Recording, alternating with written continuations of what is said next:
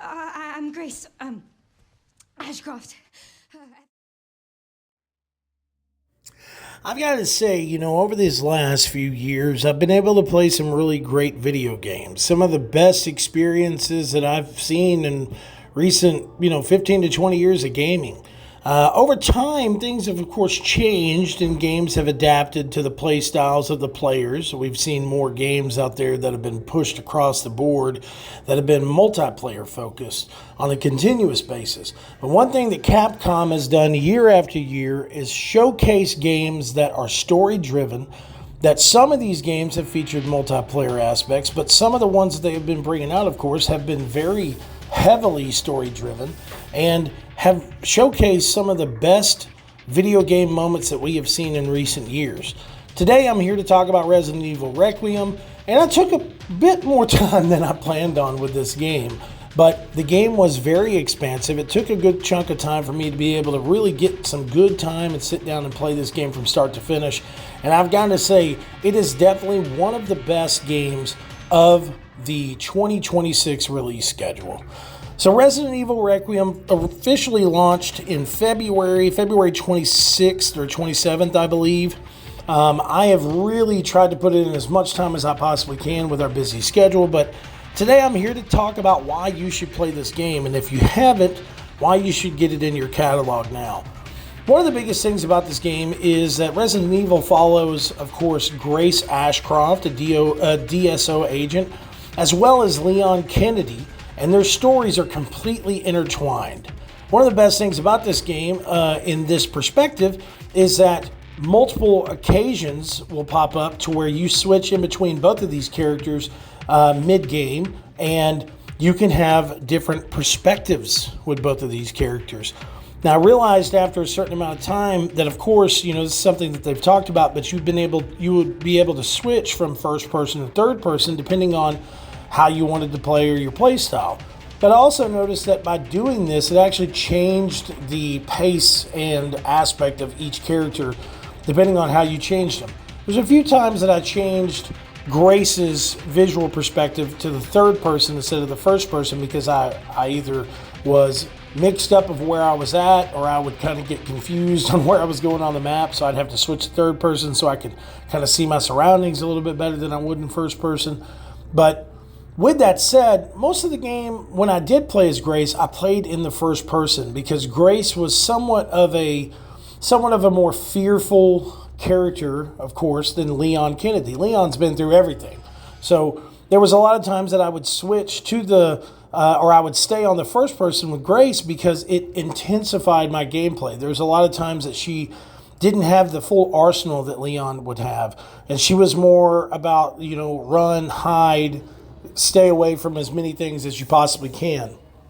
Leon was the opposite. So, of course, right off the bat, whenever we see Leon in the game, we are showcased with true intensity. We're showcased with true violence. Leon's there to do a job, and it doesn't matter how he has to do it, but he's going to take down this evil corporation, which, of course, is Umbrella. So as the game goes on, the game and its story expands into a massive twist and turn. Multiple times I was very excited and shocked. Playing these levels, of course, with the utmost, lock-in that I've ever had in my life of trying to really utterly focus on every singular story detail. But there were even times that as we were playing the game and my son and my daughter and my wife are in the room with us as we're playing it, it was a gasp from the entirety of the family of when we have some of these twists and turns. My son was questioning like, oh my God, why are they doing this to Grace? Or, oh man, Leon, he's a superhero. I'm like, yeah, he pretty much is, So that's kind of how they have it set. Now, you can change the perspective depending on your play style, of course, but I feel that the best perspective that I got throughout this game was playing in third person with Leon Kennedy, and of course playing in first person with Grace. Now, there was some times that whenever I would come up on a lot of enemies, I would mid-game switch from third person to first person with Leon, because some of the weapons that you use in the long run, it's kind of easier to control them or know exactly where he's shooting when you're in the first person perspective.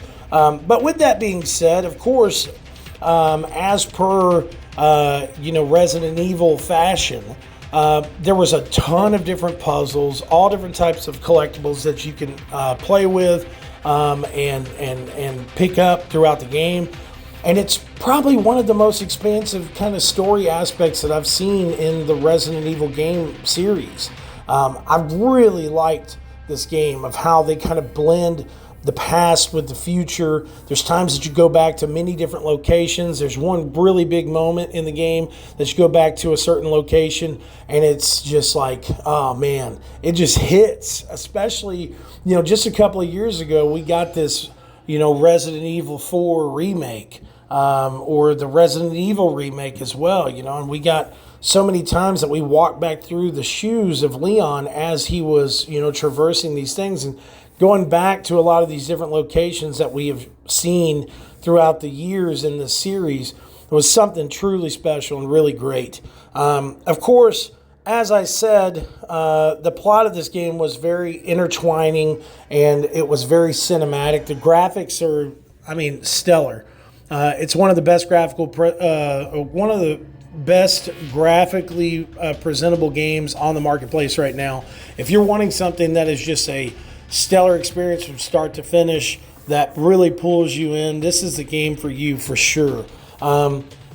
As I said, there was a lot of times that you would come up on these twists and turns, and there was a lot of times that you would come up on these puzzles that were very intensive, of course, while you're trying to face off of many different crazy styles of zombies, or undead, or umbrella creations, and it was a very intensified process from start to finish, and it is by far one of my favorite games of the year. I really think the game is true to form whenever it comes down to fan service. That's what this game is. It is pure fan service in the best way. Anybody that is a huge fan of Resident Evil, you should play this game if you have not played it. I feel like this should be the new gold standard going forward whenever it comes down to Resident Evil experiences. I don't know exactly what's going on with this new Resident Evil TV series or movie or whatever else, but I really feel like a lot of Capcom should be more involved in the creation of these films.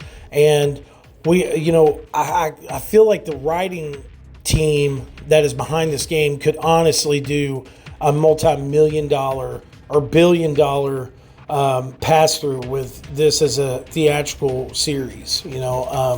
Maybe we should just get CGI films from the Resident Evil series from now on, because they're, I don't know. I haven't been extremely impressed with some of the Resident Evil movies and cinematic aspects. But this game is really a stellar experience from start to finish. There's so many times that you have so much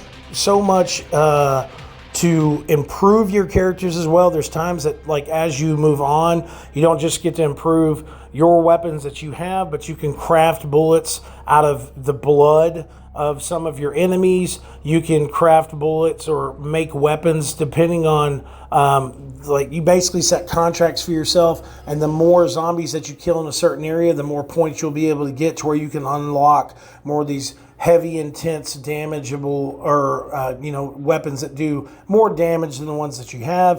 You can get body armor. You can get all kinds of really cool stuff to help you in the battlefield. So, as I said, Resident Evil Requiem is hands down one of the best Resident Evils I think I've played in a long time.